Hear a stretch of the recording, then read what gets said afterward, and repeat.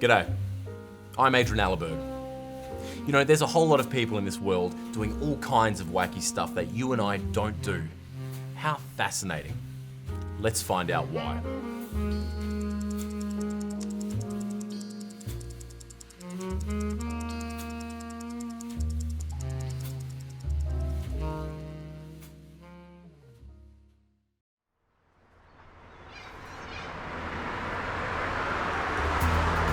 Alright, we're in Guildford. First stop, it's gotta be the Museum of Natural History. Got my boy over here. We're gonna head on inside, see some taxidermy, meet my old mate Michael Buzzer. Let's go check it out. Michael is the man when it comes to taxidermy in WA. He and his wife live upstairs at the historic theatre that's been converted into the state's biggest taxidermy museum. Alright, we're in. I'm here with taxidermist Michael Buzzer. Michael, thanks for joining us today. You're welcome, Adrian. What are you gonna show us today? Well, we're going to have a wander through the museum, and been doing taxidermy all my life. Don't kill things to do, of course. Everybody dies one day, and they go in the deep freezers and waiting their turn to be done. Can you give us an idea of what kind of animals people get taxidermy? What's kind of the most common? Is it hunting? Is it pets? What's the... It varies. Seasonal too. In Marron season, flat out doing Marron. Marron? Marron. Why do people want taxidermied Marron? Only the blokes bring them in. Oh, really? Where's the gender equality on Marron? Half the collection in here came over from England. Really? So, yeah. Why is that? A gentleman was immigrating to Australia, and particularly to set up a museum. So he brought the collection over with him, and but then he went off to do other things. So I ended up with a collection.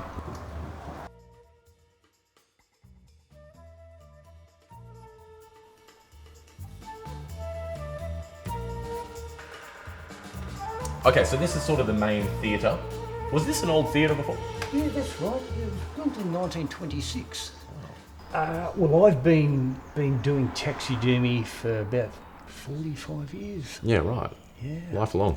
So I just started on the farm up in Tujay as a boy. Yeah, right. Skinning rabbits and foxes and... Yeah. Was that the first thing that you ever taxidermied? Probably was, yeah. Yes, skinning and tanning skins. Yeah, It's all broken up into different areas. Skin tanning is the first course, and birds, flying and standing, small mammals. Wow. So after game heads, full life-size mounts, and then there's all the fish. It's not really taxidermy work. It's more model making, and and a lot of airbrushing. Right, all right. Fish. Yeah, so it's a full-time job just doing Yeah, fish. I can imagine, yeah. Show us this bird. I'm interested in this. So this is what is it? Yeah, we've got we do a lot of birds. Yeah. And I love birds, always have done. The Adelaide Rosella. Oh, beautiful. All right, we'll recognise that from the Rosella tomato sauce container. That's the... Wow, look at him. Yeah, really are lovely birds, yeah. It's so rare. I think it would be a real draw card, is that people see these birds from a distance on, in trees or on power lines, but when they come here, you can actually see it firsthand, nice and close, Exactly. You see the colours. And the detail. Yeah. And, Walking into the museum is like a tour of Noah's Ark, except there's one of every animal and it smells a bit more like mothballs. Nonetheless, my guy Michael has a wildlife collection here of biblical proportions. Sorry, that's a model fiberglass. Ah, okay, I see. Yeah. It's hard to tell. You do a good job, mate. That's a good sign. Well, thank you. Yeah. Well, we'll have a look in the dungeon. I call it a dungeon. Oh, God. Beyond the draft there. Let's go to the dungeon. Molds. So we just... He's come back to life. It's night at the museum. There's actually a door down here, so... All right, let's enter the dungeon.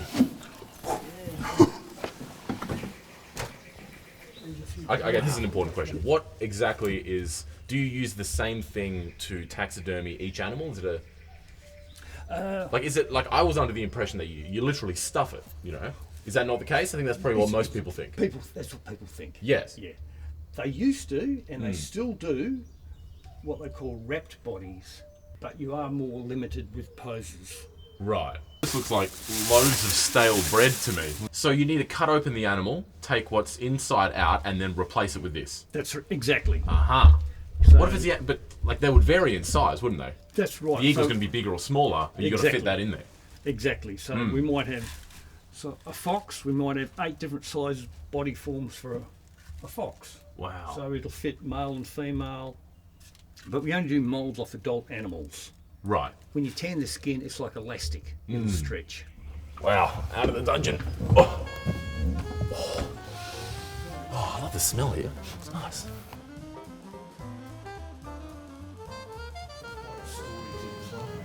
Okay. The gentleman pulled up with it alive on the back of his trailer. Wow. Okay. It was in the 3/4 way through winter. Yeah. His coat was twice as thick. It was unbelievable looking beast.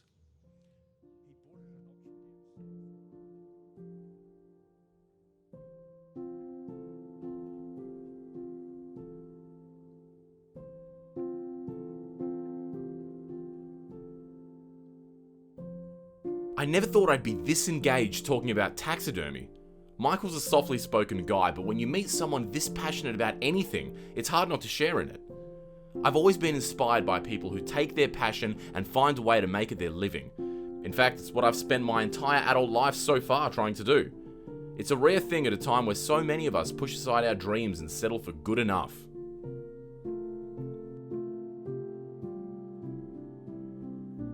Loved it. You just wanted to. Did you know that you wanted to do this for a career? I did. Yeah? Yeah. I just knew that's exactly what I wanted to do. That seems like an interesting, A lot of it is labour of love, and some rushes and things on there, and you think he's the real thing. My wife Lara, she stitches them all up for us. So you work together. That's good. Yeah. Like a great team. Prick of a job to do. Oh yeah, nice. It'd be a bit of a perk of the job, eh? Yeah, exactly. Yeah, why not? Yeah, it's my favourite, particularly the crustaceans. It's an exact representation. This was taxidermy from Broome, I believe that one. He earns his keep. He earns his keep. Yeah.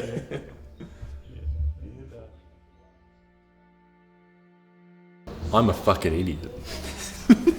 Hey Siri, set a reminder to fire my editor. So we've just seen Michael Buzzer at the Taxidermy Place.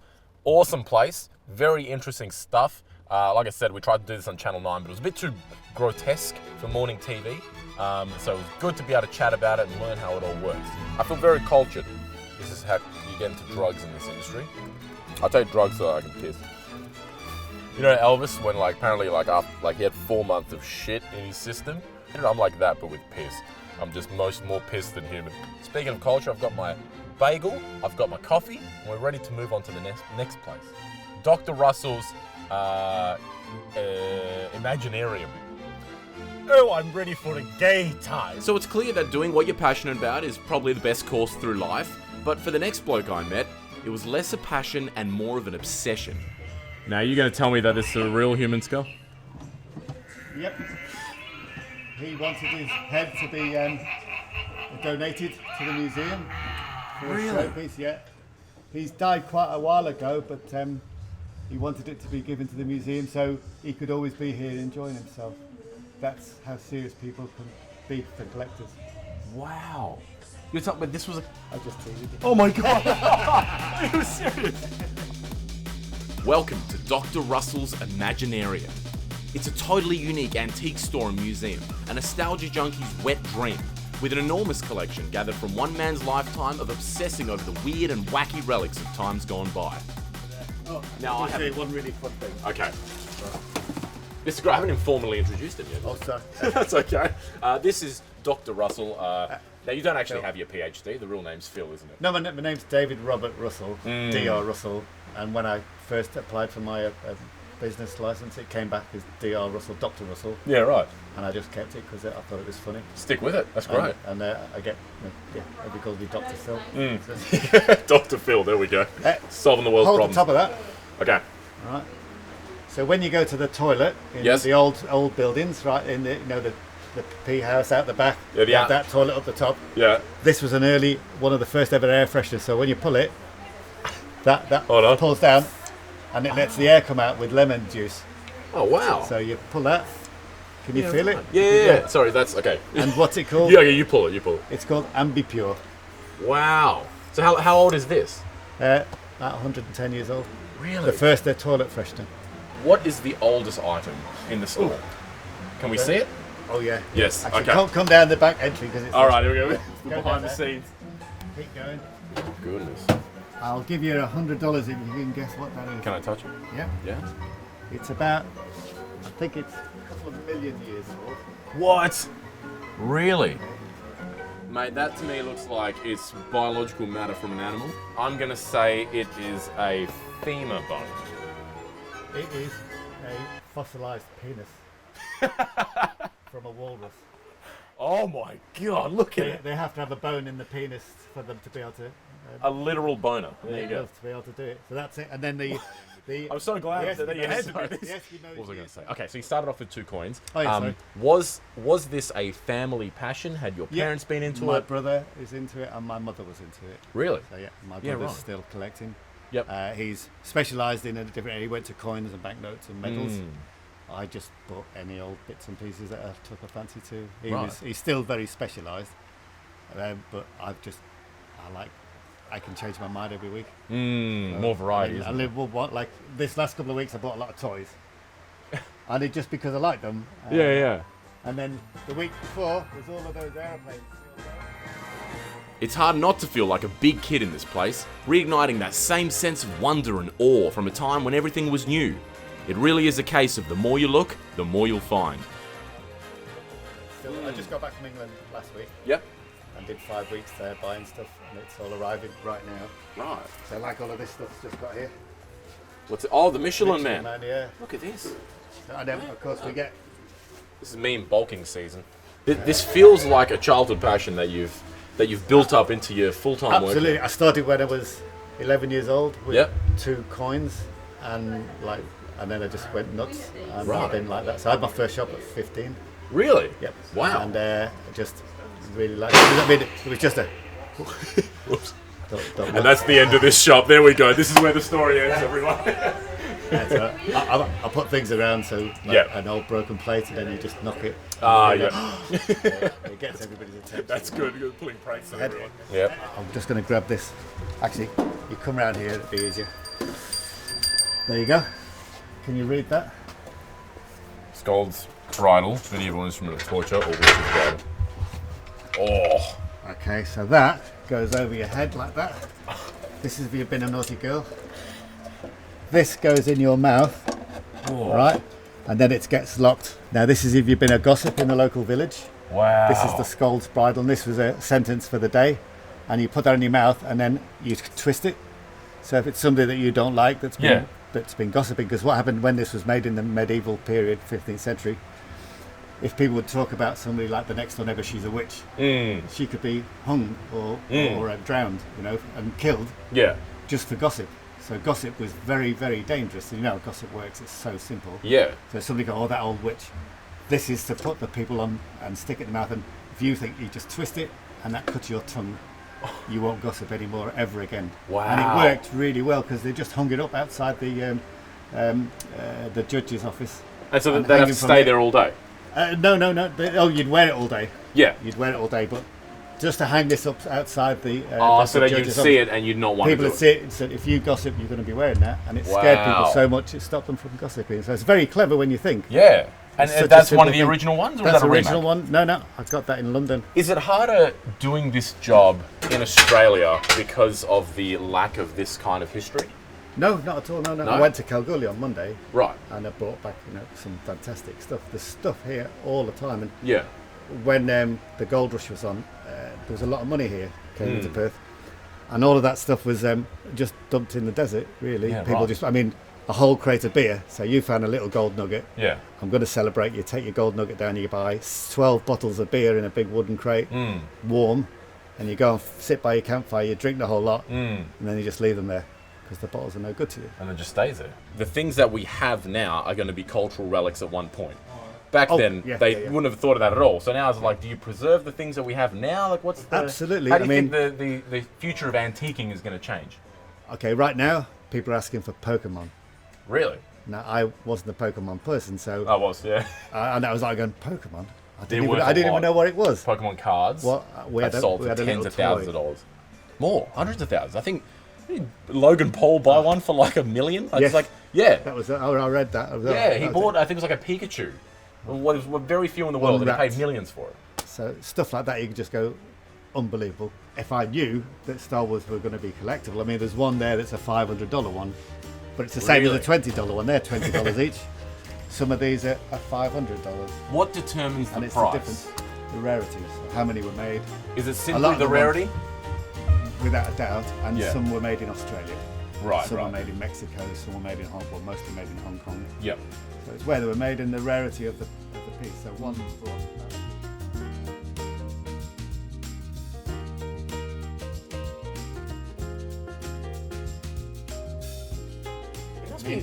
the reason why they did them like this, Yeah.